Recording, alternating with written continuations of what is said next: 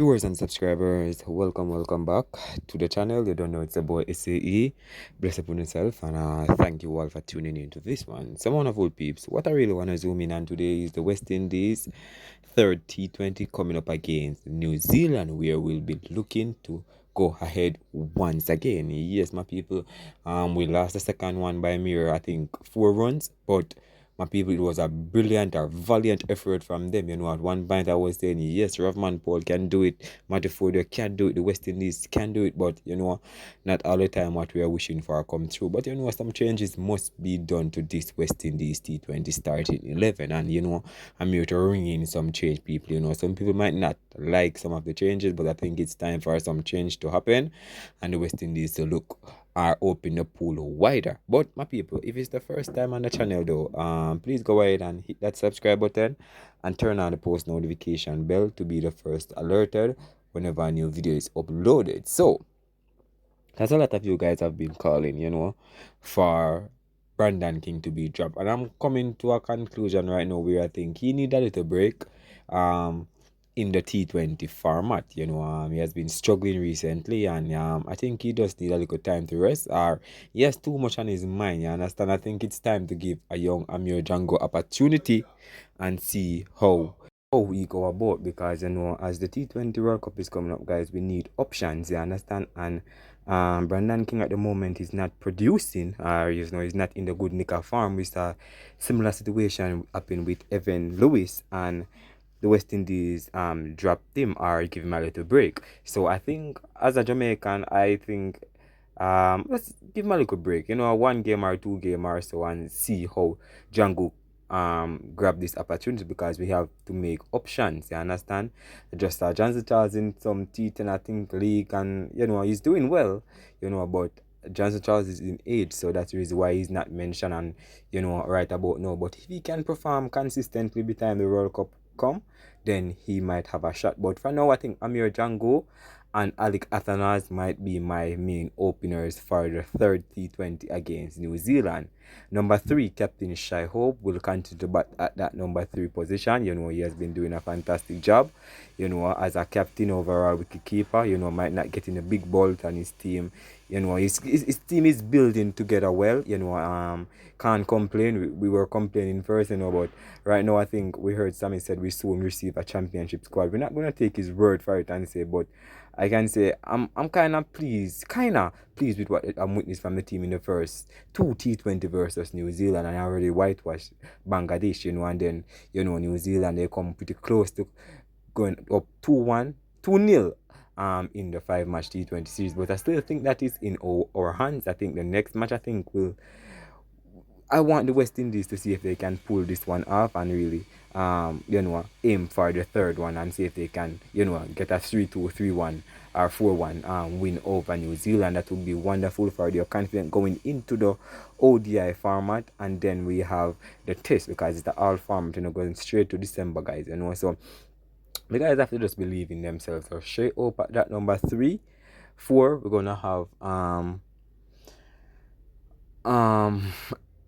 Akeem Agis is getting opportunity, but they might bring back in Sherfield and Rutherford. Might be, I'm not saying, but might be. Or they're just gonna might stick with Akeem Agis for the remainder of this T20 series. But I think they might bring in back Sherfield and Rutherford. Akeem Agis got 2 opportunity, 1 and 7 I think he got. So based on the Bangladesh series, he performed well, scoring a half century. That's the reason why he's a part of the squad, or continuing to be a part of the squad, if you understand what I mean. But expect him to do great things if he get the opportunity. As a young man, I like what I'm seeing from him, and he's showing potential and talent that we are looking for as a bat. If you're looking for a batter, guys, I'm here. Akeem Agis is a perfect candidate, young man to groom. He's just 20, 18, 20, the age group there. That's where he is. So he's pretty talented, and there's a couple more in the region that I believe should get opportunity like this to really go and spread their wings. So number 5 now, right? Shea Hope 3, 4, Amir Django 5, Captain former captain Ravman Paul, he smashed a brilliant 45, guys, versus the New Zealand. I think he could have clinched the game if he never got out, guys, in that last over, guys, where I think they needed 12 from 6 or something like that in the second T20. I think the team could have pulled through, and Matthew Ford tried his best, you know. Just wasn't enough. If they have two more ballers, so they could have pulled it off, but I think they really did well. At one point, they need 42 balls to get 114 runs, and my people, Romaro Shepherd and Rovman Powell did get to work, both of them getting in their 30s, bringing up half century partnership. So they really tried hard, my people. So Rovman Powell at that number 5. Number 6, we started them rotating Jason Ola, so they might send Jason Ola ahead of Romaro Shepherd at that number 6. And we know Jason Ola can do his thing as well. So, the last time I think he batted at 5, the last match, this match.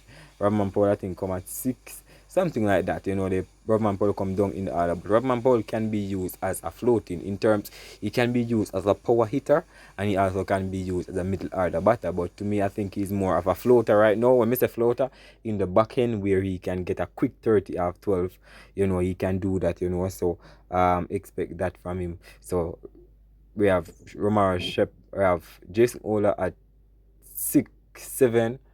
Romaro Shepherd. I'm gonna go with Romaro Shepherd at that number 6. I think he's match 34. I think if I'm not mistaken. Correct me if I'm wrong, but I think he's in good nick. With the ball and with the bat.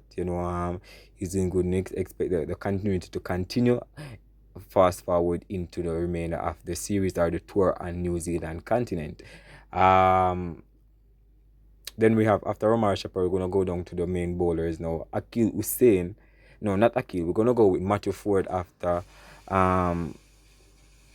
Romaro Shepherd. So Matthew Ford, who can offer a thing with the bat R2, will come in at that number 9 position, right? That's what 9. Matthew Ford 9.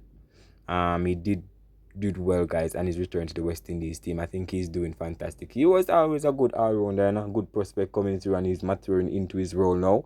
We were talking about wanting to who the next greats of West Indies, who the next legacy of West Indies. We're talking about Matthew Ford, Akeem Agis, Joel Andrew, and those guys. These guys are the future of West Indies cricket. I like that they're taking the initiative right now to give the youngsters opportunity and not wait until them reaching their 30s to give them opportunity. So Matthew Ford, then we have Akil Hussain, then we're gonna go down to, don't forget now, we have Rastan Chase in the squad, so this squad might not be in terms of balance. So Rastan Chase, and we're also gonna have Jaden Seals. That's what 11 players, guys, on my list. To recap it, I think Amir Jangu, Alik Atanaj, Shai Hope, Akeem Agis / Sherfin Rutherford, 5 Rovman Powell, 6 Jason Ola, 7 Romaro Shepherd, 8 Matthew Ford, 9 Akil Hussain, 10 Rastan Chase, 11 Jaden Seals. Even though he was pretty expensive, I think he got gold for 55 runs, but nevertheless, we're still gonna keep him in the squad. But leave your honest thoughts down below. My people, bless up.